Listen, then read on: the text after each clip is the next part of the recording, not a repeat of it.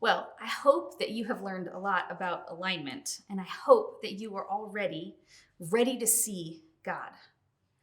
One of the things we have to determine is number one, what are we up against and what do we need to do?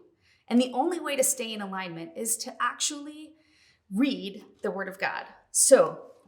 A great man once told me that any Bible should open to Ephesians if we just lay it down flat, because Ephesians is full of practical information. So I want to open to Ephesians and I want to read chapter 6, and I want to read the armor of God. A lot of people think that this is actually like elementary, but it's not. It's what we need to use today when we think about being ready to stand against the enemy. So let's start in verse 10. Finally, be strong in the Lord and his mighty power. Put on the full armor of God so that you can take your stand against the devil's schemes. For our struggle is not against flesh and blood, but against the rulers, against the authorities, against the powers of this dark world, and against the spiritual forces of evil in the heavenly realms.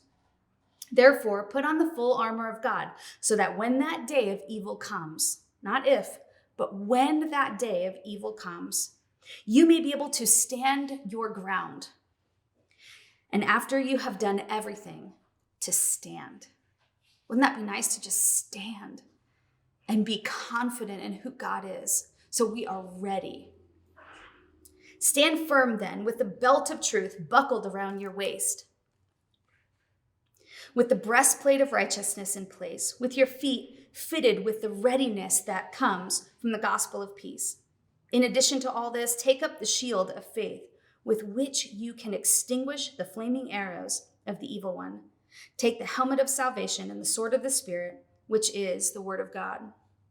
And pray in the Spirit on all occasions with all kinds of prayers and requests. With this in mind, be alert and always keep on praying for the Lord's people. See, he uses the word always, and he says, be alert. And we have to be fitted with the readiness that comes from the gospel of peace. All of these things, what are we up against? We're not up against something that we can actually see, but we are ready to face what we can't see. Be ready to see God. Know what you're up against. Stay in alignment with the word of God and put on the armor of God.